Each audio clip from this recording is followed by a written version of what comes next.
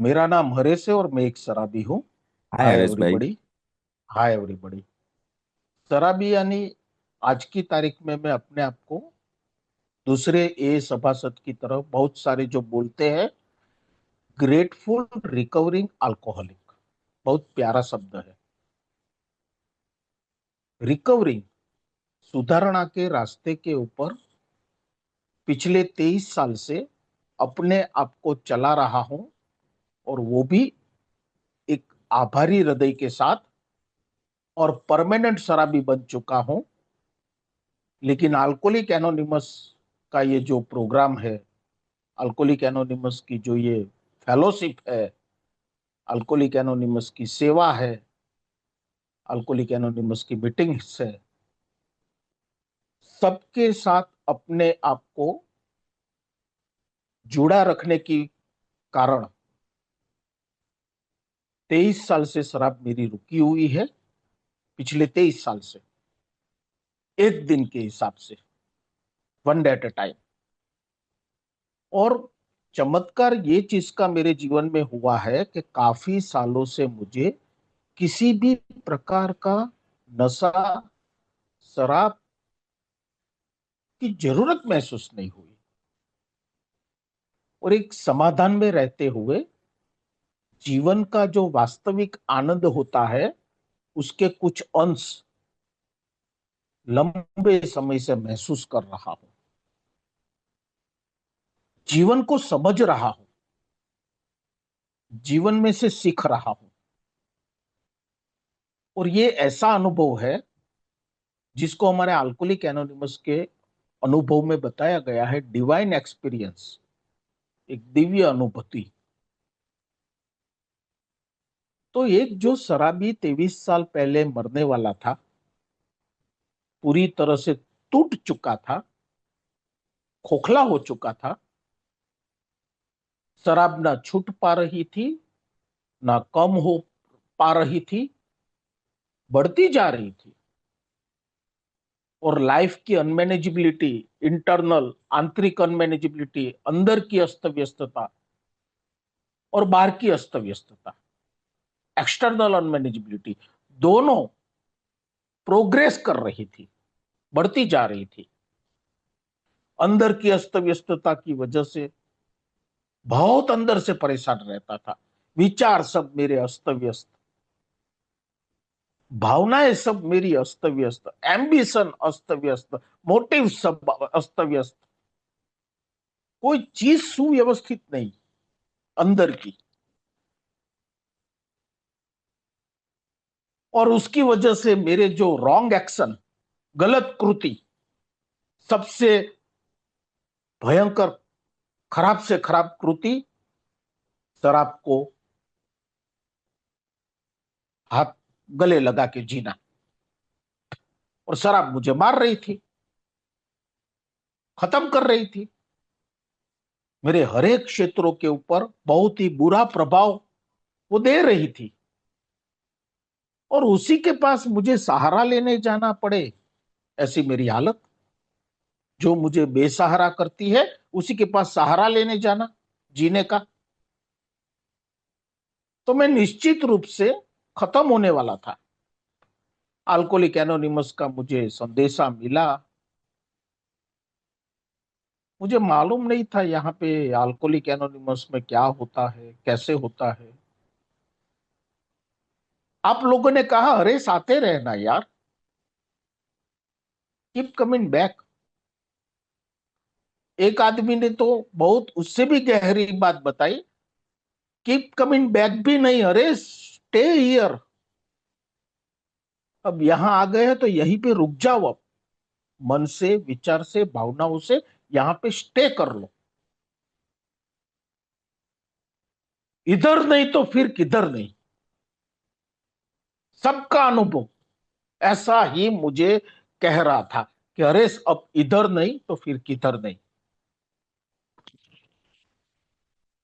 और आखिरी अंजाम सामने दिख रहा था, अकाल मौत।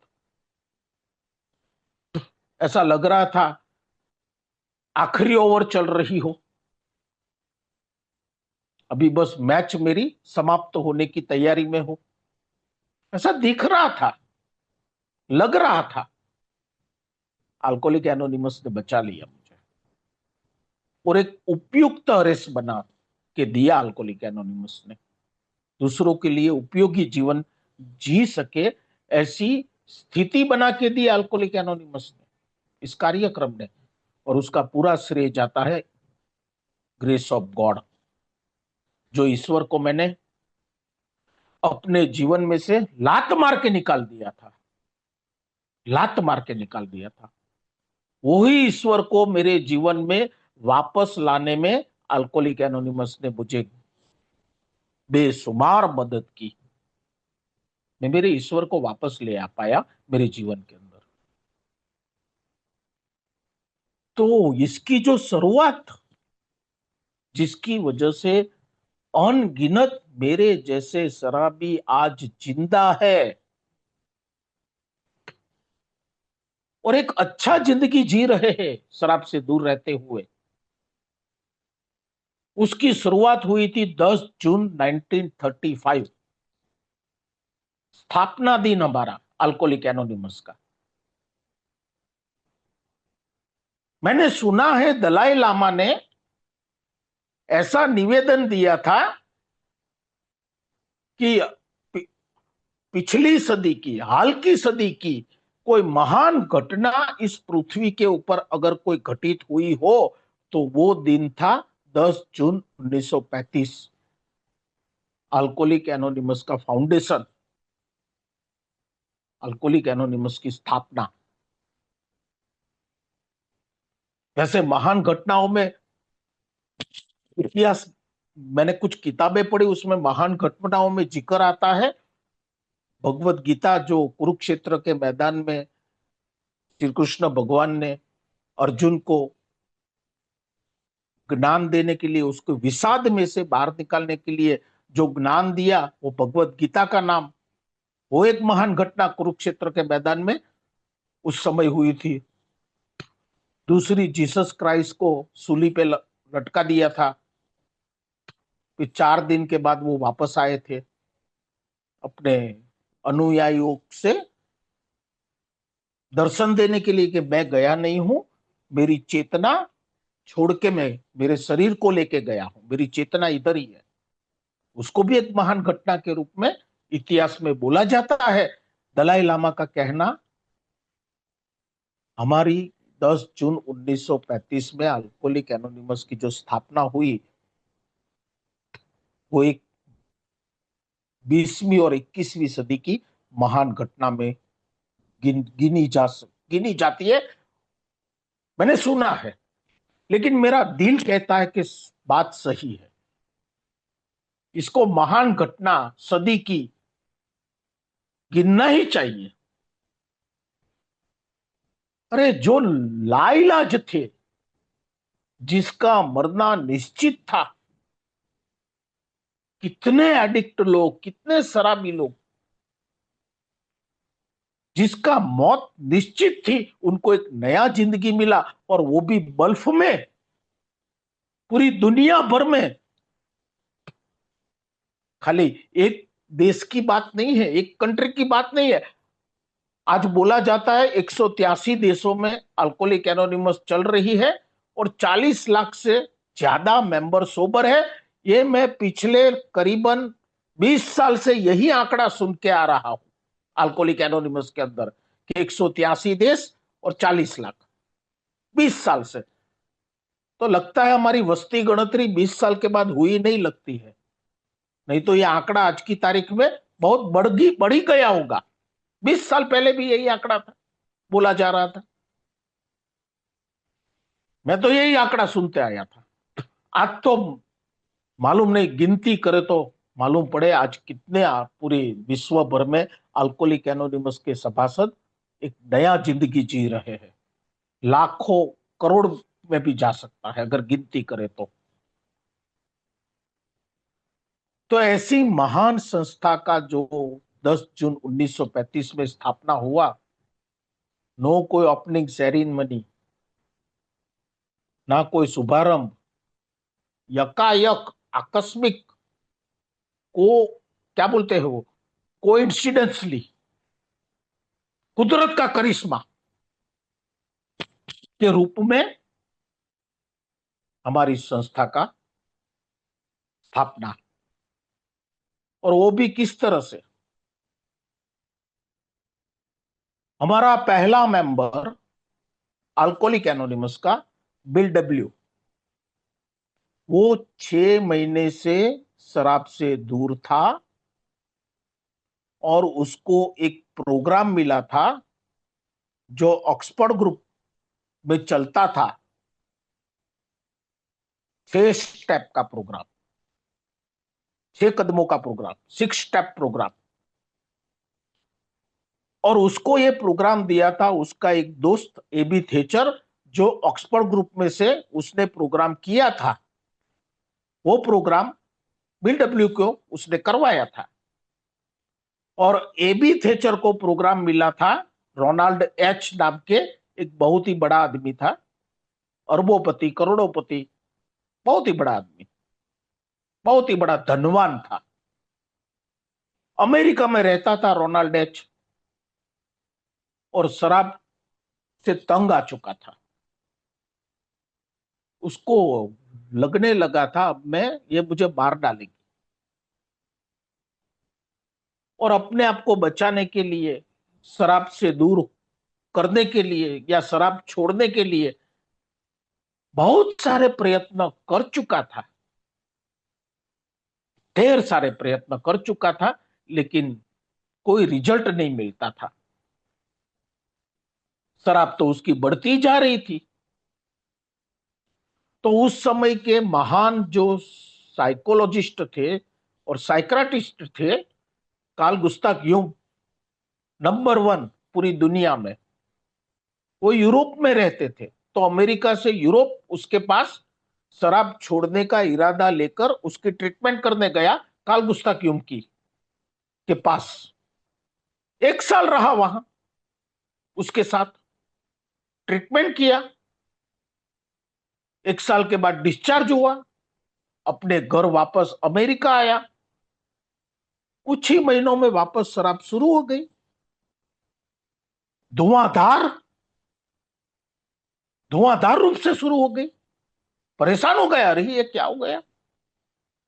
वापस गया उस डॉक्टर के पास जिसके पास उसने इलाज करवाया था, 1 साल रहा था। कार्ल गुस्ताव यूंग को कहा उसने, यार ये क्या हो गया है यार, तेरे पास में 1 साल रहा, तगड़ी फीस चुकाई, मेरी शराब वापस कैसे शुरू हो गई, छुट्टी क्यों नहीं मेरी शराब, वापस क्यों शुरू हो गई।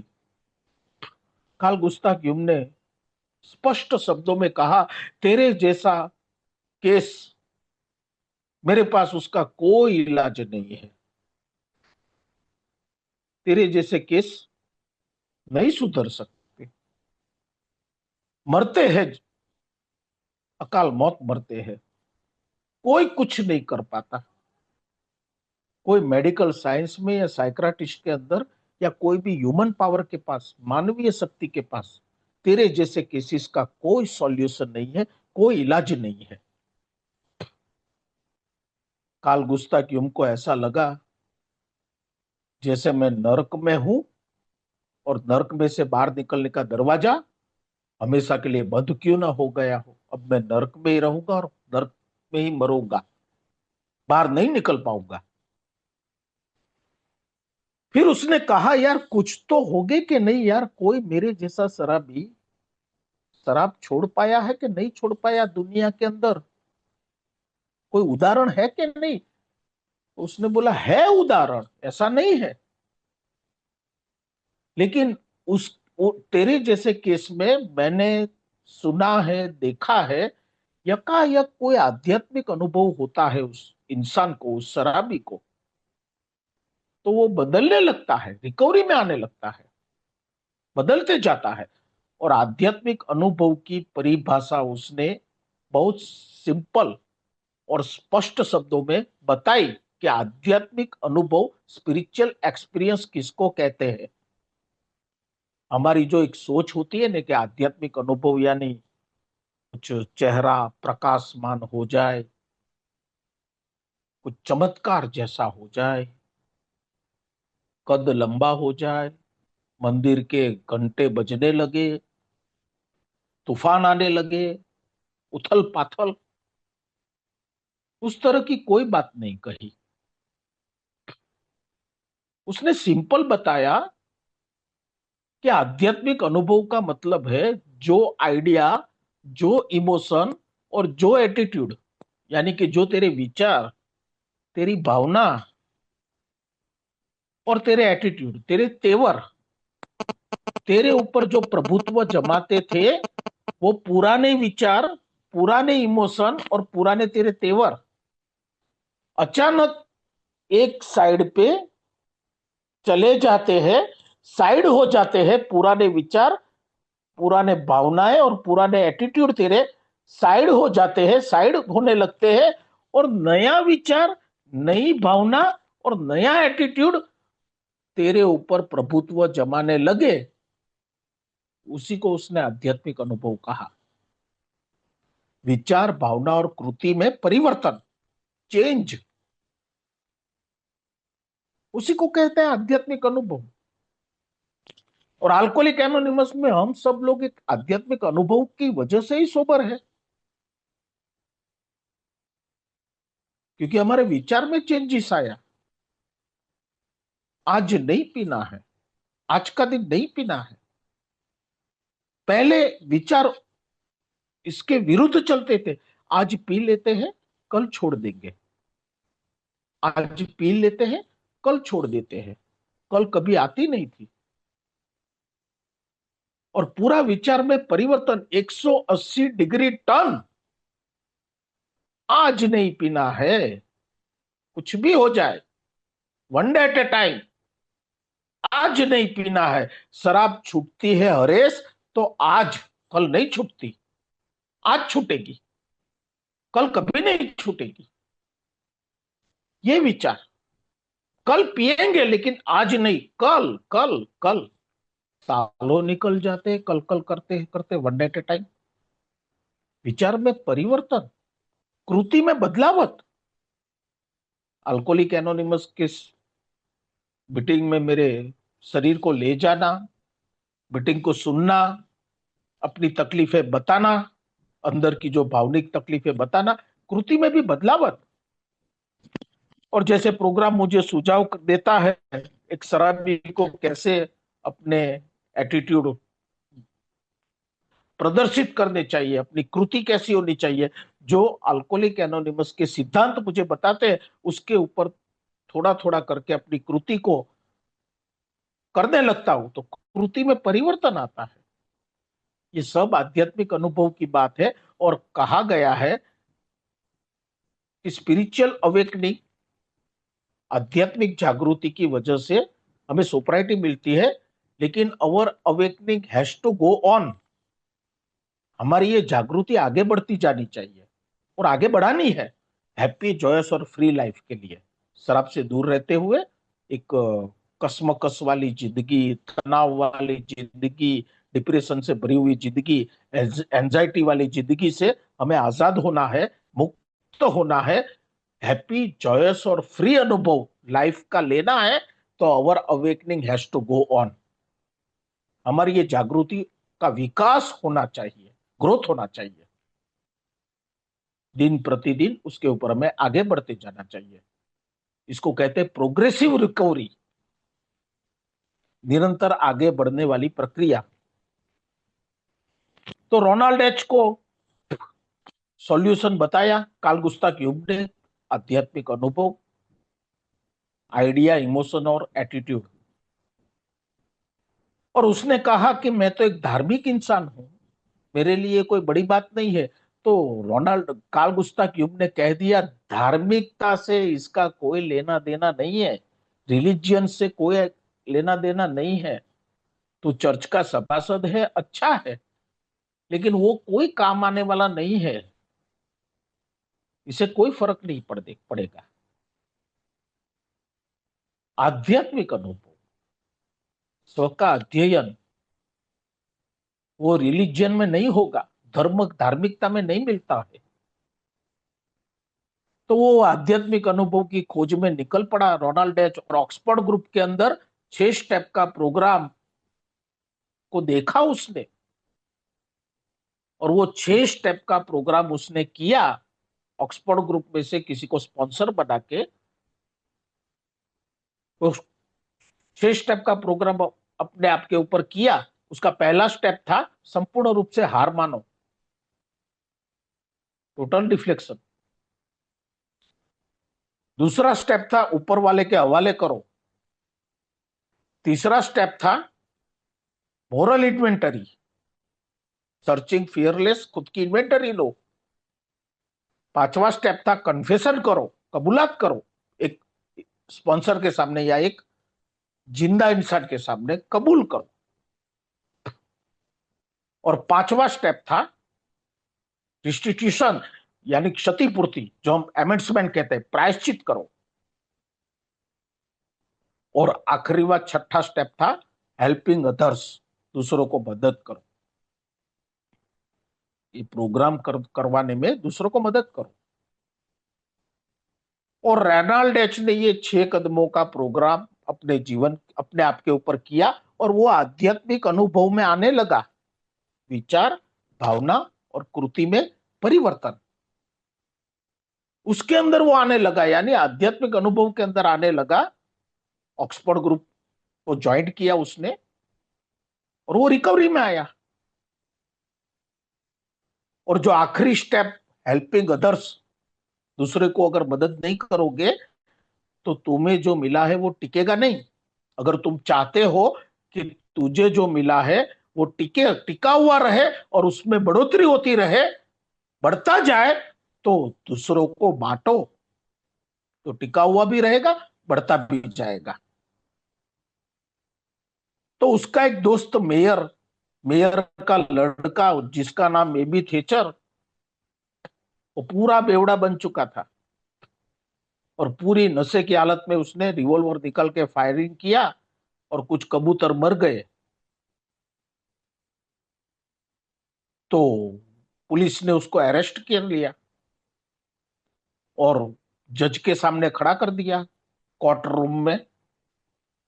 और रोनाल्ड एच को मालूम पड़ा कि मेयर का लड़का, मेरा दोस्त का लड़का, मेरे जान पहचान का लड़का शराब के नशे की वजह से गलती कर बैठा है, और जज के सामने खड़ा है। पैरोल पे छुड़ाने के लिए रोनाल्ड एच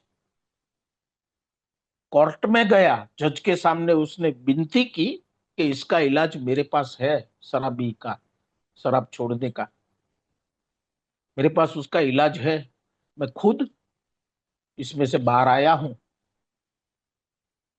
तो रोनाल्ड एच के कहने पे जज ने पैरोल पे उसको रोनाल्ड एच के साथ जाने दिया, और रोनाल्ड एच ने एबी थेचर को यही 6 स्टेप का प्रोग्राम करवा के दिया, और एबी थेचर भी आध्यात्मिक अनुभव में आने लगा। विचार, भावना और कृति में परिवर्तन उसमें आने लगा। अभी उसका बचपन का दोस्त, जो हमारी संस्था अल्कोहलिक एनोनिमस का को फाउंडर, पहला को फाउंडर बिल डब्ल्यू, उसका बचपन का दोस्त, दोनों में साथ बहुत दारू पिया, स्कूल में साथ थे, शेयर बाजार में भी साथ थे, वॉर में, युद्ध में गए थे उसमें भी साथ, बचपन का दोस्त। और उसको मालूम था कि बिल डब्ल्यू भी खतरनाक बेवड़ा बन गया है, उसको पता था। और बिल डब्ल्यू को भी थेचर का भी पता था कि वो भी बेवड़ा बन गया है, दोनों बेवड़े बन गए थे। अभी एबी थेचर तो ऑक्सफोर्ड ग्रुप के 6 कदमों की मदद से रिकवरी में आया था, रिकवरी में आने लगा था। और उसको बिल डब्ल्यू को ये मैसेज देने के लिए उसके अंदर से एक इच्छा जागृत दी कि क्यों ना मैं मेरे दोस्त को ये मैसेज दूं ताकि वो भी रिकवरी में आए। तो एक बार वो कुछ मार्केट से गुजर रहा था, और बिल डब्ल्यू की पत्नी लुइस उसको मिली, और लुइस ने बोला, अरे ये भी यार, तू तो बहुत बदल गया ऐसा लगता है। उसने बोला, मैंने दारू छोड़ दी। कैसे छोड़ी? लुइस ने कहा, कैसे छोड़ी? उसने कहा, मुझे एक मैसेज मिला है, उस मैसेज को फॉलो अप करते करते आज मैं कुछ महीनों से शराब से दूर हूं और बहुत अच्छा महसूस करता हूं। शराब से दूर रहते हुए अच्छा फील करता हूं। लुइस ने कहा, अरे तेरे दोस्त को तू मदद कर, उसको भी मैसेज पहुंचा। एबी थेचर ने घर फोन लगाया, बिल डब्ल्यू दारू पी रहा था और उसने फोन उठाया। हेलो बिल, मैं तेरा दोस्त एबी बोल रहा हूं। अरे बोल एबी, कैसा है? मैं ठीक हूं। मैं तेरे को मिलने आना मैं तेरे को मिलने मिलने आने का मन कर रहा है। मैं तुझे मिलने आना। अरे आ कब आ रहा है? जल्दी आ। और बिल डब्ल्यू के अंदर ख्याली पुलाव चालू हो गए। बचपन का दोस्त बहुत समय के बाद मुझे मिलने आ रहा है। वो भी शराबी, मैं भी शराबी। बैठ के दारू पिएंगे, मजे करेंगे, बहुत सारी बातें करेंगे। बिग बुक में लिखा गया है, जैसे रेगिस्तान के अंदर एक बागबान ना खिला हो, एक बगीचा ना खिला हो, गार्डन, ऐसा महसूस होने लगा मेरा दोस्त। क्योंकि बिल डब्ल्यू अकेला पड़ गया था, मर रहा था पी पी के, और 2 बार तो हॉस्पिटलाइज भी हो गया था। विलियम डी सिल्कवर्थ, जिसका जिक्र आता है हमारे हिस्ट्री के अंदर, उसके अस्पताल के अंदर 2 बार ट्रीटमेंट करके बाहर आया, फिर पीना शुरू हो गया और आखिरी दौर चल रहा था उसका पीने का, मरने जैसी स्थिति में था। और विलियम डी सिल्कवर्थ ने उसको कह दिया था कि तू 6 महीना से ज्यादा जीने वाला नहीं है। महान डॉक्टर ने कह दिया था, तेरी अंदर की कंडीशन पूरी बिगड़ चुकी है, अब तू 6 महीना से ज्यादा नहीं जिएगा। और उसी समय एबी थेचर का आना, उसको ऐसा लगा सुनसान रेगिस्तान के अंदर जैसे कोई बाहर आने वाली हो, बाहर आई हो। एबी थेचर ने दरवाजा नॉक किया, बिल डब्ल्यू ने खोला और उसको देखकर बिल डब्ल्यू स्तब्ध हो गया। पूरा कॉन्फिडेंस से भरा हुआ एबी थेचर, मुंह में से शराब की कोई बदबू नहीं, आंखों में चमक, चेहरे पे लाली, प्रकाशमान चेहरा, पूरा बदला हुआ। बिल डब्ल्यू ने कुछ बोला नहीं। 2 गिलास दारू बनाया, पैक बनाया और एबी थेचर के सामने वो पैक को आगे किया। एबी ने साफ मना कर दिया, पीछे धकेल दिया उस ग्लास को। बीडब्ल्यू ने कहा, ये तुझे ये हो क्या गया है? एक नंबर का पियक्कड़, जान से भी ज्यादा दारू को चाहने वाला, आज तू मना कर रहा है। और तेरा बचपन के दोस्त के सामने, तुझे मालूम है हम दोनों ने एक बार दारू का एंजॉय करने के लिए एक छोटा सा प्लेन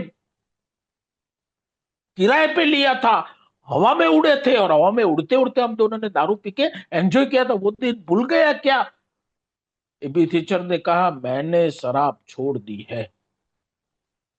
अरे यार, शराब छोड़ दी? लेकिन किस तरह, कैसे? मैंने धर्म अंगीकार कर लिया। उस समय उसने धर्म की बात कही, धर्म अंगीकार कर दिया है। उस मैसेज जो था 6 स्टेप का, उसके बारे में थोड़ी इंफॉर्मेशन देना चालू किया बिल डब्ल्यू को। और जब भगवान का जिक्र आया तो बिल डब्ल्यू को कड़वाहटपन चालू हो गया। क्या भगवान की बात कर रहा है? कौन सा भगवान? कैसा भगवान? कहां का भगवान? कितने भगवान? किस तरह का भगवान? एबी थेचर ने इतने सिंपल शब्दों में एक ही सेंटेंस बोला, अरे भगवान के बारे में तू, तेरे अंदर के जो आक्रोश है, जो तेरे अंदर दुराग्रह है, उसको साइड कर यार। तेरी समझ का ईश्वर, बस उसी को पकड़ना है हमें। तेरी समझ में जो आता है ना ईश्वर, दुनिया की समझ में जो ईश्वर है, उसको हटा, उसको दिमाग में मत ला। दुनिया की समझ में जो ईश्वर है वो दुनिया वालों के लिए है। तेरी समझ में जो ईश्वर की परिकल्पना है, जो संकल्पना है, उसी को पकड़ना है, उसी के ऊपर ध्यान दे। और इस वाक्य ने उसको पिघला दिया। बात बहुत पते की कर रहा है। गॉड, माय अंडरस्टैंडिंग, मेरी समझ का भगवान, दुनिया को साइड पे कर यार, नहीं तो भटक जाएगा। बहुत सारी संकल्पना दुनिया में अलग अलग चलती है, उसमें तुम भटक जाओगे। तेरी समझ का ईश्वर, वहां से शुरुआत कर, उसी को पकड़ के रखना है। एक साधे सब सध जाए, सब साधे सब खोए, हमारे कबीर साहब भी कहते हैं यही बात के ऊपर। एक को पकड़ के रखोगे तो वो साध जाएगा, सबको साधने जाओगे तो सब खोएगे। और बिल डब्ल्यू ने आखिरी बार बोल दिया, अब ये भी तू जैसा कहता है वैसा मैं करने के लिए तैयार हूं। तो उस बहुत ही रॉक बॉटम केसेस था, बहुत ही हालत खराब थी, उसको अस्पताल में दाखिल वापस होना पड़ा डिटॉक्स के लिए। 2 या 3 दिन उसका डिटॉक्स चला। डिटॉक्स में से बाहर आने के बाद, डिटॉक्स विड्रॉल में से बाहर आने के बाद एबी थेचर ने उसको मदद किया, वही ऑक्सफोर्ड ग्रुप का 6 स्टेप का प्रोग्राम करने में एबी थेचर ने मदद किया, स्पॉन्सरशिप दिया बिल डब्ल्यू को 6 स्टेप का प्रोग्राम करने के लिए। 5 या 6 दिन में उसने 6 स्टेप का प्रोग्राम किया, और वो प्रोग्राम करने के बाद उसको एक स्पिरिचुअल फ्लैश हुआ, जो बहुत बहुत लाखों में एक को होता होगा, वो बिल डब्ल्यू को हुआ। पूरा कमरा प्रज्वलित हो गया, अस्पताल का कमरा जो था पूरा प्रज्वलित हो गया।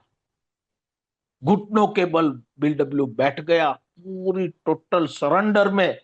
और लिखा गया है कि पर्वतों की ताजी हवा उसके आजू बाजू में जैसे बह रही हो, ऐसा उसको अनुभूति और अनुभव होने लगा। पूरा कमरा जैसे प्रज्वलित हो गया, व्हाइट प्रकाश से पूरा कमरा भर गया हो, ऐसा अनुभव बिल डब्ल्यू को हुआ। 7वें 8वें दिन में तो डिस्चार्ज ले लिया। विलियम डी सिल्कवर्थ को बताया, उसका जो डॉक्टर था। विलियम डी सिल्कवर्थ बोले, तुझे क्या हुआ है मैं समझ नहीं पा रहा हूं, मैं पहली बार किसी के मुंह से सुन रहा हूं, देख रहा हूं, लेकिन तेरे अंदर कोई क्रांतिकारी परिवर्तन भी मुझे दिखाई दे रहा है। मैं भले नहीं समझ पा रहा हूं ये क्या हुआ है तेरे साथ, लेकिन जो भी हुआ है उसको पकड़ के रख, छोड़ मत। और बिल डब्ल्यू ने पकड़ के रखा, पूरी जिंदगी पर नहीं छोड़ा। और उसने विलियम डी सिल्कवर्थ से अनुमति मांगी कि मैं इस वार्ड के अंदर जो शराबी दाखिल हो रहे हैं, एडमिट हो रहे हैं, उसको मैं मदद करना चाहता हूं, बात करना चाहता हूं। बाकी अस्पताल के दूसरे लोगों ने तो मना कर दिया, अरे यार ये दूसरों को भी बिगाड़ेगा, सबको भगाएगा यहां से। लेकिन विलियम डी सिल्कवर्थ को भरोसा था, उसने अनुमति दी, और बिल डब्ल्यू ने कार्य शुरू कर दिया दूसरों को मदद करने का। लेकिन कोई भी सोबर ना होवे, 6 महीने तक ये करता रहा, सोबर ना हुए। कभी कभी बहुत कंटाल जाता था, उसकी बीवी को बोलता था, कोई मैसेज पकड़ता ही नहीं है, कोई सोबर ही नहीं होता है। बिल उसकी वाइफ ने बोला, तू तो सोबर रहता है ना, ये करता है इसलिए तू दारू से दूर रहता है, ये देख। कौन सोबर होगा, कब होगा, कैसे होगा, वो हमारे हाथ में थोड़ा है। तू करता रहे, करता रहे, तू तो दारू से दूर रहेगा, तू तो जिंदा रहेगा। आखिर में बिल डब्ल्यू कंटाल गया, तो साला कोई सोबर नहीं होता है। तो अभी कुछ मेरी आर्थिक स्थिति भी बहुत खराब है। मेरी बीवी को डिपार्टमेंटल स्टोर में नौकरी करनी पड़ती है, उससे घर चलता है। और मैं ये काम के अंदर पूरा दिन रात एक करके दूसरे शराबी को मैसेज देने का काम करता हूँ, कोई रिजल्ट नहीं मिलता है। तो अभी मेरी बीवी की हालत को देखकर अभी मुझे कुछ काम करना चाहिए, पैसे कमाना चाहिए। तो अभी मैं पैसा कमाने के बारे में सोचूं। और उस समय उसको, वो न्यूयॉर्क में रहता था, तो एक्रोन में, अमेरिका का एक दूसरा सिटी है, वहां एक्रोन में एक बिजनेस के सिलसिले में उसको एक तक मिली, अपॉर्चुनिटी मिली, और वो वहां जाने के लिए तैयार हो गया, काफी उम्मीद के साथ कि वहां पे मुझे डील मेरा फाइनल होगा और मेरी आर्थिक स्थिति में सुधार आएगा, मैं काम पे लगूंगा, मेरी आमदनी शुरू होगी, और मेरी जो तकलीफें है, आर्थिक समस्या है, वो, क्योंकि बहुत सारे लोगों को पैसा भी तो देना था उसको, कर्जा भी बहुत बड़ा हुआ था, तो उसने ऐसा सोचा। और जाने से पहले विलियम डी सिल्वर को मिलने गया कि मैं 6 महीने से मैसेज दे रहा हूं, कोई सोबर नहीं होता है, तो फिर मैंने अभी पैसे कमाने के बारे में सोचा है कि अब मैं पैसा कमाऊं, काम करूं। विलियम सिल्कवर्थ ने इतना ही पूछा, तू मैसेज किस तरह से देता है, क्या बोलता है? बिल डब्ल्यू ने बोला, मैं तो सबको बोलता हूँ, अरे मुझे स्पिरिचुअल फ्लैश हो गया था, मुझे भगवान दिखाई दिया, कॉन्शियस कांटेक्ट हो गया मेरा भगवान के साथ। विलियम सिल्कवर्थ ने बताया, अरे गधे, नॉर्मल इंसान को भी तू ये बात बोलेगा तो कोई यकीन नहीं करेगा, विश्वास नहीं करेगा, और शराबी तो बिल्कुल नहीं करेगा। तू ऐसी बड़ी बड़ी बातें मत बता उसको, पहले पहले तो उसको बीमारी समझा, क्योंकि बीमारी विलियम डी सिल्कवर्थ ने जानी थी और बिल डब्ल्यू को बताई थी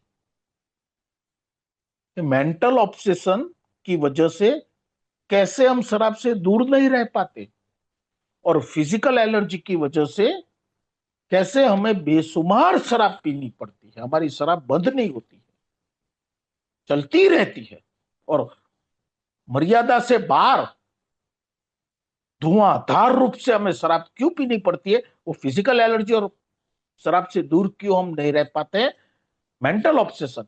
तेरे अनुभव से पहले बीमारी उसको समझा, तब बिल डब्ल्यू को मालूम पड़ा, अरे यार मैं तो गलती कर रहा था, बड़ी बड़ी बात मैसेज में करता था, मूल बात तो बताता नहीं था, ध्यान में नहीं आती थी। फिर वो तो उसको एक्रोन जाना था बिजनेस के सिलसिले में, और एक्रोन गया, और क्या मालूम भगवान की कुछ और ही इच्छा होगी, वो डील फेल हो गया, जिसकी बिल डब्ल्यू को काफी उम्मीद थी, वो पूरा डील फेल हो गया, और बिल डब्ल्यू पूरा मायूस, पूरा डर में, पूरा तरह से डिप्रेशन में आ गया, पूरा आपा उसका खो गया, पूरा संतुलन उसका बिगड़ गया, मानसिक और भावनिक पूरी तरह से अस्त व्यस्त संतुलन हो गया, और उसको वो पहला घूंट दारू का तीव्र ऑब्सेशन आया, स्ट्रॉन्ग ऑब्सेशन। और सामने होटल में जो ठहरा था, उस होटल में की लॉबी में एक साइड पे बार है, रेस्टोरेंट, और उसके अंदर लोगों को शराब पीने की चहल पहल, खनका खन की आवाज आ रही थी, और उसको ऐसा लगता था मैं अंदर घुस जाता हूं और पी लेता हूं, तभी मुझे शांति मिलेगी, नहीं तो ये मेरा दिमाग अभी बहुत ही तकलीफ में। डील जिसकी उसको काफी उम्मीद थी, वो पूरा फेल हो चुका है। देखो ये बीमारी कितनी कनिंग, बफलिंग और पावरफुल। 6 महीना शराब से दूर, खुद बिल डब्ल्यू को स्पिरिचुअल फ्लैश हो चुका था। ऐसे इंसान को भी बीमारी छोड़ती नहीं है। 6 महीने के बाद एक डील फेल हो गया, और उसकी हालत कितनी नाजुक हो गई, और उसने जो 6 महीने तक किया था वो फोकट नहीं गया, काम आया। उसके अंदर से उसको लगा कि मैं इस अनजान शहर में किसी शराबी को ढूंढूं। पहले भगवान से उसने प्रार्थना किया कि भगवान, मेरा दिमाग ठिकाने पे नहीं है, मैं दारू पी लूंगा और मरूंगा। मुश्किल से 6 महीना मेरा निकला है, सब किए कराए पे पानी फिर जाएगा, मेरा मन की स्थिति ठीक नहीं है, मेरा दिमाग बराबर नहीं चलता है, हे ईश्वर मुझे मार्गदर्शन दो। गॉड गिव मी ए गाइडेंस। दिल से उसने प्रार्थना किया भगवान को, और उसके अंतरात्मा में से एक महान विचार उभर कर मन के ऊपर आकर बैठा कि इस अनजान शहर में कुछ कोई बेवड़े को ढूंढ और उसको मदद कर। ऑक्सफोर्ड ग्रुप का आखिरी जो स्टेप था, छठवां कदम, working with others, helping others, दूसरों को मदद कर। और अभी किसको मदद करूं? मेरे लिए तो अनजान शहर है, यहां कौन बेवड़ा है, कौन दारू छोड़ना चाहता है, मुझे कैसे पता?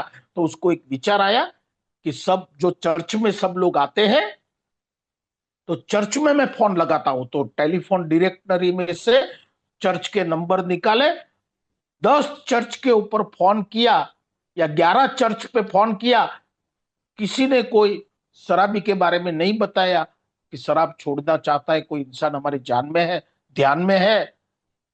ऐसा 11 या 10 या 11 फोन पे कोई कोई शराबी की बात किसी ने नहीं कही।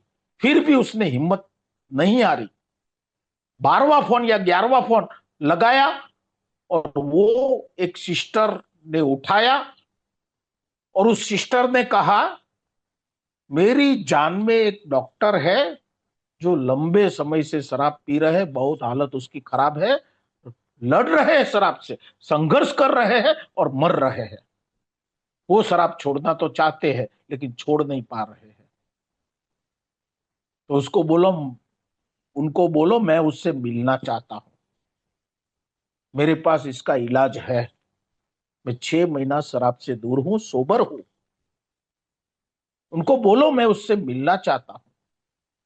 सिस्टर इग्निशिया ने घर पे फोन लगाया, डॉक्टर बॉब के घर पे। डॉक्टर बॉब तो बाहर गए थे, उसकी वाइफ थी एना, डॉक्टर बॉब की वाइफ का नाम था एना।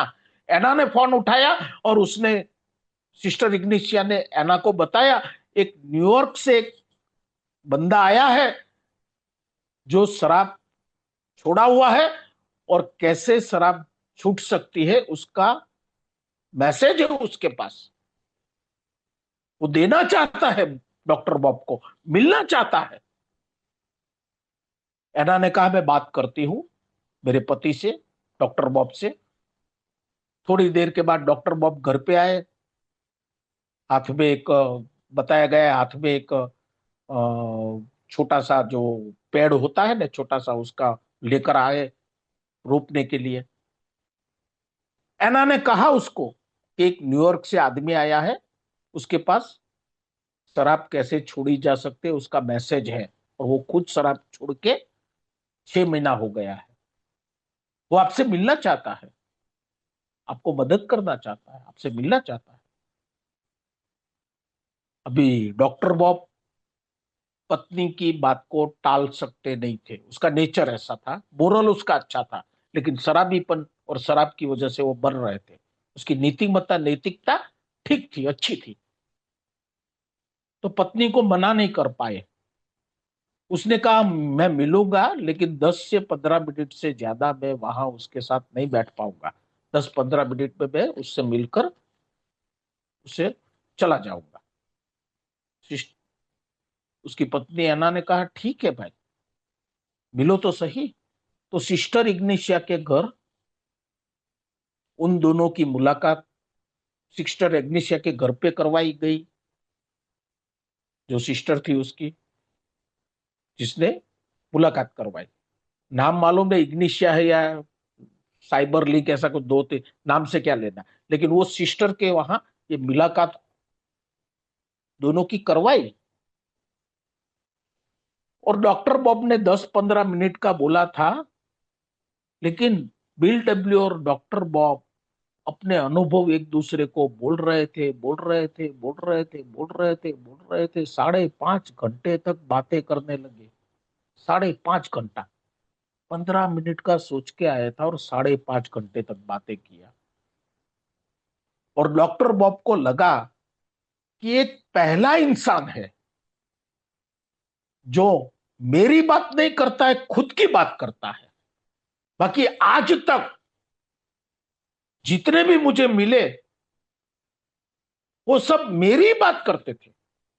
बॉब तुम ये गलती कर रहे हो, बॉब तुम ऐसा करना चाहिए, बॉब तुम ऐसा करो, बॉब तुम ये कमजोर हो, बॉब तुम यहां हो, बॉब तुम वहां हो, या बॉब तुम ये बराबर नहीं है। सलाह और उपदेश देने वाले ही मिले। ये पहला इंसान मुझे ऐसा मिला जो खुद की बात, खुद का अनुभव मुझे बता रहा है, और वो मेरे अनुभव से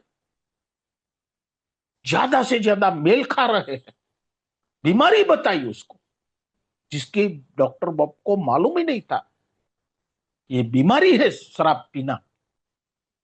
इस तरह से शराब पीना एक बीमारी कैसे है, अपने अनुभव से, और बीमारी का जो सिम्टम्स है वो सब डॉक्टर बॉब को बिल डब्ल्यू ने विलियम डी सिल्कवर्थ से जो उसको जानकारी मिली थी, पास इट ऑन किया, आगे बढ़ाया डॉक्टर बॉब तक, और डॉक्टर बॉब को रियलाइज हुआ। हालांकि डॉक्टर बॉब भी ऑक्सफोर्ड ग्रुप में जाते थे, एक्रोन के अंदर, वहां पे भी ऑक्सफोर्ड ग्रुप चलते थे, शराब नहीं छूट रही थी उससे भी।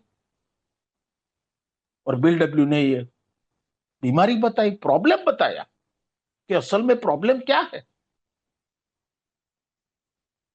तो प्रॉब्लम मालूम पड़ा विलियम डी सिल्कवर्थ से कि ये बीमारी है।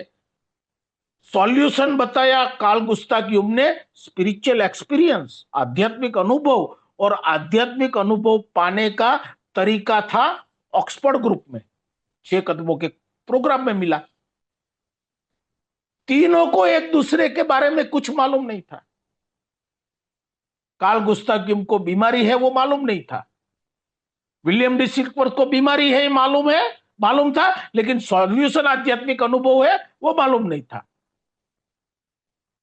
और ऑक्सफोर्ड ग्रुप में तरीका था आध्यात्मिक अनुभव हासिल करने का, लेकिन उनको मालूम नहीं था कि शराबीपन एक बीमारी है और उसके लिए सॉल्यूशन आध्यात्मिक अनुभव है। क्योंकि आध्यात्मिक अनुभव, ऑक्सफोर्ड ग्रुप में हर तरह के लोग आते थे, जो डिप्रेशन, परेशान रहने वाले लोग शांति पाने के लिए, सुकून महसूस करने के लिए ऑक्सफोर्ड ग्रुप में जाते थे। उस आध्यात्मिक प्रोग्राम को फॉलोअप करके अपने जीवन में परिवर्तन लाते थे, राहत और सुकून हासिल करते थे, और वो चीज शराबी को काम आई। शराब से दूर रहने के लिए खुश रहना कैसे, समाधान रहना कैसे, शांत कैसे रहना, वो 6 स्टेप के प्रोग्राम के जरिए ये कारगर साबित हुई। और 5.5 घंटा लंबी बात चली। और वो दिन था 10 जून 1935 से करीबन 20-25 दिन पहले, मई महीने में था, शायद वो मदर्स डे था। उस समय पहली मुलाकात हुई थी बिल डब्ल्यू और डॉक्टर बॉब की, और डॉक्टर बॉब की दारू रुक गई उस दिन से। और 6 स्टेप का प्रोग्राम किया डॉक्टर बॉब ने, लेकिन 5वें कदम में डॉक्टर बॉब हट गए। ये मैं नहीं करूंगा भाई, ये मैं नहीं कर सकता, माफी मांगना, प्रायश्चित करने के लिए माफी मांगना, ये मैं नहीं कर सकता। मैं बड़ा डॉक्टर हूं, मेरा इज्जत है, मैं किसी के सामने झुक नहीं सकता यार, मैं ये नहीं कर सकता। और उसने वो कार्य नहीं किया, हमारी हिस्ट्री कहती है। और क्या मालूम, 20 दिन के बाद, 15-20 दिन के बाद भयंकर रिलैप्स डॉक्टर बॉब के डॉक्टर बॉब के जीवन में आया। एक कॉन्फ्रेंस अटेंड करने गए थे, रास्ते में ही दारू पी लिया, और इतना दारू पिया, इतना दारू पिया, इतना दारू पिया कि कॉन्फ्रेंस में क्या किसको मिला, क्या किया, कुछ कुछ ध्यान में ही नहीं। वापस अपने शहर एक्रोन आए, और एक लॉज के अंदर रुक गए, और वहां पे पीना चालू। घर पे ना जा पाए, लॉज के अंदर पीना चालू। इधर एना और बिल डब्ल्यू डॉक्टर बॉब के घर पे ही रुक गया था। ये जो कार्य शुरू हुआ था डॉक्टर बॉब की सोब्राइटी का, घर पे ही रुक गया था उसको मदद करने के लिए। मालूम पड़ा कि डॉक्टर बॉब लुढ़क के आए हैं, रिलैप्स होके आए हैं, उसको घर पे लाया गया, डॉक्टर बॉब का दारू बेशुमार चालू, दे धनाधन, दे धनाधन। और एक रात, यानी 10 जून 1935 के अगले दिन 9 तारीख को वो पूरी तरह से कंटाल गए, फट गई उसकी, बॉटम हिट हो गया। बस बस अब नहीं करना है मुझे, बहुत हो गया। बॉटम हिट हो गई 9 तारीख को। और उसने बिल को बुलाया और कहा, बिल अब तू जैसा बोले, जो कहे वो मैं करने के लिए तैयार हूं, मुझे रिकवरी चाहिए, मुझे सोसाइटी में आना है तेरी तरफ। 9 तारीख को ही तैयार हो गए और 10 जून 1935 की सुबह 100% अपने आप के साथ डॉक्टर बॉब ईमानदार, 100% कि अब जैसा बिल कहेगा वैसा मुझे करना है। मुझे कोई भी चीज में अपनी अक्कल होशियारी नहीं करनी है, कोई भी चीज में कैची नहीं मारनी है। जो प्रिंसिपल बताए गए हैं 6 कदमों के प्रोग्राम पे, उसको फॉलोअप करना है, अपनी नहीं चलानी है। और ईश्वर की इच्छा देखो क्या हुआ उस दिन। एक बहुत ही मेजर ऑपरेशन उसके अस्पताल में आया, बहुत ही मेजर ऑपरेशन। और डॉक्टर बॉब के हाथ कांप रहे हैं, अगले दिन पिया हुआ था, दूसरे दिन सुबह हाथ कांप रहे हैं और ऑपरेशन करना है। ऑपरेशन करना भी जरूरी है, पेशेंट की जिंदगी का सवाल है। और इधर डॉक्टर बॉब को सोबर रहना है, दारू आज नहीं पीनी, अब से नहीं पीनी, और हाथ कांप रहे हैं। बिल डब्ल्यू को तो ऐसे ही दे दिया एक बियर, पी ले भाई, वैसे तू पी तो रहा है, कितने कितने दिनों से तू यही तो कर रहा है, आज ऑपरेशन के खातिर आज पी ले। और बिल डब्ल्यू को यकीन थोड़ा था कि आज वो सोबर होगा ही, आज के दिन उसका one day at A time शुरू होगा ही। पी रहा है कल रात तक, बेशुमार पीता ही रहा कल रात तक, तो आज सुबह कौन सी नई बात है एक बियर पी के ऑपरेशन करना। लेकिन डॉक्टर बॉब अपने आप के प्रति 100% ईमानदार कि मुझे रिकवरी में आना है और ऑपरेशन भी जरूरी। तो ऑपरेशन करने के वास्ते डॉक्टर बॉब ने वो एक बियर पी लिया ताकि हाथ थोड़ा काम करने के लायक बने। और उसने अस्पताल जाकर उस ऑपरेशन थिएटर में भगवान से प्रार्थना किया। देखो, एक बियर पीने के बाद भगवान से प्रार्थना कर रहे हैं, क्योंकि 100% ईमानदार थे, भले एक बियर पीना पड़ा उसको ऑपरेशन के खातिर। और उसको प्रार्थना किया, हे ईश्वर, मैं अपने आप को, इस ऑपरेशन को और इस पेशेंट को आप आपको समर्पित करता हूं, आप कृपा करना। ऑपरेशन हो गया, सुबह ऑपरेशन था, एक आध घंटे 1.5 घंटे में ऑपरेशन हो गया। और दोपहर हो गई, घर पे नहीं आए, शाम हो गई, घर पे नहीं आए। इधर घर पे बिल डब्ल्यू और डॉक्टर बॉब की पत्नी एना टेंशन में, एक बियर पी लिया, अभी कोई बार में बैठे होंगे, ठेके पे बैठे होंगे, पी रहे होंगे, लुढ़क के कैसे आएंगे, कैसी हालत करके आएंगे, शाम हो गई आए नहीं है, तो 100% कोई बार में बैठे होंगे, पी पी रहे होंगे, कैसी हालत में आएंगे। देर शाम दरवाजे पे, दरवाजा खटखटाया, दरवाजे पे आवाज आई, दस्तक आई, दरवाजा खोला दोनों ने, बिल डब्ल्यू और उसकी पत्नी एना ने। और डॉक्टर बॉब को देखकर आश्चर्यचकित, स्तब्ध खड़े हुए, कॉन्फिडेंस से भरे, चेहरों के ऊपर पूरी शांतता, आंखों में चमक, चेहरे पे प्रकाश लाली, बिल्कुल भी पिए हुए नहीं। बीडब्ल्यू ने कहा, एना ने कहा, अरे सुबह तुम्हारा ऑपरेशन समाप्त हो गया था, तुम कहाँ गए थे? आधी देर शाम हो गई, पूरा दिन कहाँ थे? अरे यार बिल, डॉक्टर बॉब ने जवाब दिया, बिल, वो जो पांचवा कदम का जो काम मैंने मना किया था ना, मैं किसी की माफी नहीं मांगूंगा, मैं कोई प्रायश्चित नहीं करूंगा, मेरी इज्जत है, मैं किसी के सामने अपनी इज्जत को नीलाम नहीं करने दूंगा, मैं नहीं अपनी इज्जत बिगाड़ूंगा माफी मांग के, झुक के। मैं प्रतिष्ठित आदमी हूं, डॉक्टर हूं, और उसका खामियाजा मुझे भुगतना पड़ा, ये रिलैप्स। तो जैसा ही ऑपरेशन खत्म हुआ, मैंने वो जो काम बाकी रखा था वो करने चला गया।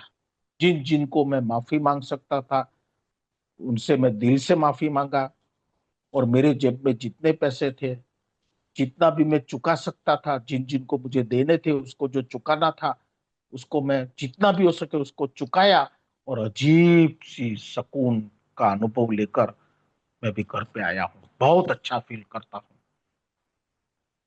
वो दिन था 10 जून 1935, 91 साल पहले, 91 years ago। उन लोगों ने सोचा भी नहीं था कि हम दोनों का मिलना एक महान घटना बन जाएगी।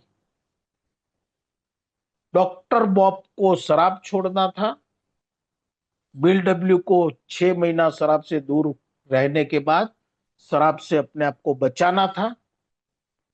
इस इरादे से, इस मकसद से दोनों मिले, और ये इतिहास बन गया, कुदरत का करिश्मा बन गया।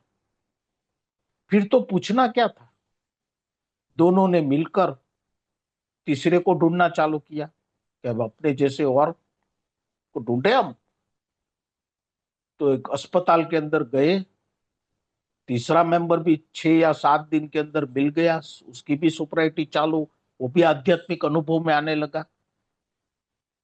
विचार, भावना और कृति में परिवर्तन, वो अनुभव में वो तीसरा मेंबर 7वें 8वें दिन में आ गया। तीनों ने मिलके और को ढूंढा, चौथा मिला, चारों ने मिलके 5वें को ढूंढा, फेलोशिप बनने लगी। 6 महीने तक बिल डब्ल्यू डॉक्टर बॉब के वहां रहा, सिर्फ यही काम, मैसेज स्प्रे करना, दूसरे शराबी को ये रिकवरी का संदेशा पहुंचाना। और एक ग्रुप बन गया वहां पे। 6 महीने के बाद अपने घर न्यूयॉर्क बिल डब्ल्यू वापस आया। फिर वहां का थोड़ा साथ बैठने वाला था, उसको मालूम पड़ गया मैसेज कैसे स्प्रे करने का है। पहले बीमारी समझाना, उसके बाद रिकवरी के प्रोग्राम के बारे में बताना, बड़ी बड़ी बात नहीं करना। और न्यूयॉर्क में भी चालू कर दिया काम, सिस्टम से बराबर जैसा विलियम डी सिल्कवर्थ ने बताया था उस तरह से मैसेज देना चालू कर दे। वहां भी सोपराइटी मेंबर बनने लगे, वहां पे भी ग्रुप फेलोशिप बन गई। एक्रोन में भी फेलोशिप बढ़ने लगी, न्यूयॉर्क में भी बढ़ने लगी। न्यूयॉर्क का एक मेंबर सेल्समैनशिप करने क्लीवलैंड जाता था, तो वहां पे उसने मैसेज दिया, वहां पे भी फेलोशिप बनने लगी। एक्रोन, न्यूयॉर्क और क्लीवलैंड, छोटा सा ग्रुप अल्कोहलिक एनोनिमस का बनने लगा। नाम नहीं था अल्कोहलिक एनोनिमस, एक शराबियों का संगठन, शराबियों का ग्रुप, ग्रुप ऑफ ड्रग्स, ऐसा कह के बोला जाता था। ये शराबियों का एक ग्रुप, और दारू से दूर। और विलियम डी सिल्कवर्थ ये सब देख रहे हैं, जो मैं नहीं कर पा रहा, कोई नहीं कर पा रहा, वो इस संगठन में हो रहा है। 10 जून 1935 से जो दो आदमी से शुरू हुआ, बढ़ता गया। फिर ये सब लोगों ने मिलकर पूरे दुनिया भर में हमारा मैसेज पहुंचे, उसके लिए एक पुस्तक बनाने का सोचा, और पुस्तक बनी। तब तक हमारी फेलोशिप ऐसे ही बढ़ती गई। और उस समय मैसेज में टैप करवाने की बात को प्राधान्यता दी जाती थी। मैसेज का मतलब था टैप करवाना, स्पॉन्सरशिप देकर उसको प्रोग्राम करवाना, 6 स्टेप का प्रोग्राम था। ऑक्सफोर्ड ग्रुप के अंदर हमारे शुरुआत के मेंबर जाते थे, लेकिन ऑक्सफोर्ड ग्रुप की कुछ बातें हमारे शराबी भाइयों को, शुरुआत के मेंबरों को जची नहीं। एक तो उसकी एब्सोल्यूट वाली बातें, 6 स्टेप का प्रोग्राम जचा हमारे शराबी भाइयों को, ये बराबर लगा। लेकिन ऑक्सफोर्ड ग्रुप के और भी कुछ नियम थे, सिद्धांत थे। एब्सोल्यूट प्योरिटी, संपूर्ण पवित्र रहना, संपूर्ण ईमानदार, एब्सोल्यूट ऑनेस्टी, संपूर्ण निस्वार्थपन, एब्सोल्यूट अनसेल्फिशनेस, और संपूर्ण प्यार, संपूर्ण प्रेम, एब्सोल्यूट लव, संपूर्ण। ये चीज हमको रास नहीं आ रही यार, इतना भारी हम नहीं कर पाएंगे। संपूर्ण पवित्रता, संपूर्ण ईमानदारी, संपूर्ण प्रेम और संपूर्ण निस्वार्थपन, ये भारी हमसे। और दूसरा, हमारे शराबी भाई जो ऑक्सफोर्ड ग्रुप में जाते थे, तो वहां के दूसरे लोग जो शराबी नहीं थे, जो ऑक्सफोर्ड ग्रुप के संप्रदाय को फॉलोअप कर रहे थे, वो बहुत खराब नजर से देखते थे हम लोगों को, शराबियों को। बहुत नफरत की निगाह से देख रहे थे, जो हम लोगों को बर्दाश्त नहीं होता था। कोई न्यू कमर आता था तो उनको तो बर्दाश्त ही नहीं होता था। तो बिल डब्ल्यू और हमारे को फाउंडर मेंबरों ने सोचा हमें अपनी फेलोशिप अलग करनी चाहिए, और अलग कर दी। फिर बोला 6 स्टेप का कुछ, 6 स्टेप बहुत वो लगता है, थोड़ा आसान बना उन्हें। बिल तो बिल ने 15 मिनट या 20 मिनट में पेन चलाई और 6 के 12 स्टेप कर दिए। 6 स्टेप के ही 12 स्टेप बने हैं, कुछ चीजें ऐड हुई, और 12 स्टेप प्रोग्राम। उसके बाद बिग बुक, हमारी पुस्तक अल्कोहलिक एनोनिमस, मैसेज के रूप में दुनिया भर में पहुंचने लगी, और दुनिया भर में फेलोशिप का निर्माण होने लगा। पुस्तक के जरिए भी हमारी अल्कोहलिक एनोनिमस का दुनिया भर में बहुत ही फैलाव हुआ, बहुत ग्रोथ हुआ। और इस तरह से हमारे अल्कोहलिक एनोनिमस दो आदमी के बीच में जो चिंगारी, एक चिंगारी के रूप में निर्माण हुआ था, आज की तारीख में दुनिया भर में एक ज्वाला का स्वरूप हम देख रहे हैं। और ये सब ऊपर वाले की ही कृपा, ऊपर वाले की ही इच्छा, उसी का ही करिश्मा। आज भी हम सब लोग एक बात के ऊपर कायम है कि ईश्वर की कृपा के अलावा हमारे जैसे सब लोग लाइलाज थे। क्योंकि अल्कोहलिक एनोनिमस में सबके ऊपर कृपा नहीं होती है। मैसेज खुला है, अल्कोहलिक एनोनिमस के दरवाजे खुला है, वेलकम करने के लिए हम सब लोग गले लगाने के लिए तैयार है, न्यूकमर को, शराबी को। लेकिन टिक बहुत कम लोग पाते हैं, सोबर बहुत कम लोग हो पाते हैं, रिकवरी में बहुत कम लोग आ पाते हैं। इसलिए हम लोगों का एक बात के ऊपर एक मत है कि हमारे ऊपर ईश्वर की कृपा हुई, इसकी वजह से हम अल्कोहलिक एनोनिमस के अंदर टिक पाए। ये प्रोग्राम हमारे जीवन में, 12 स्टेप का प्रोग्राम हमारे जीवन के ऊपर, हमारे खुद के ऊपर हम कर पाए, और हम रिकवरी के अनुभव सिर्फ और सिर्फ ग्रेस ऑफ गॉड, ईश्वर की कृपा से हम ले रहे हैं। अगर ये सबकी सब ले पाते, कुछ नहीं ले पाए हैं, अकाल मौत मरे हैं अल्कोहलिक एनोनिमस का मैसेज मिलने के बाद भी, तो इसको एक ही शब्द कहा जा सकता है, ईश्वर की कृपा। तो कुछ बातें हमारी जो शुरुआत की, ए बिगिनिंग्स के रूप में शुरुआत हुई थी, फेलोशिप बढ़ती गई, बढ़ती गई, बढ़ती गई। फिर तो बहुत कुछ आया। जैक एलेक्जेंडर पोस्ट में ऐसा गहरा आर्टिकल छपा, जिसकी वजह से सैकड़ों की संख्या में अल्कोहलिक एनोनिमस में शराबी आने आए, और संख्या बढ़ती गई। बहुत सारी बातें उसके बाद भी हुई है। तो समय अभी मुझे जितना भी दिया वो हिसाब से पूरा हो गया, तो यहाँ पे मैं रुकता हूँ।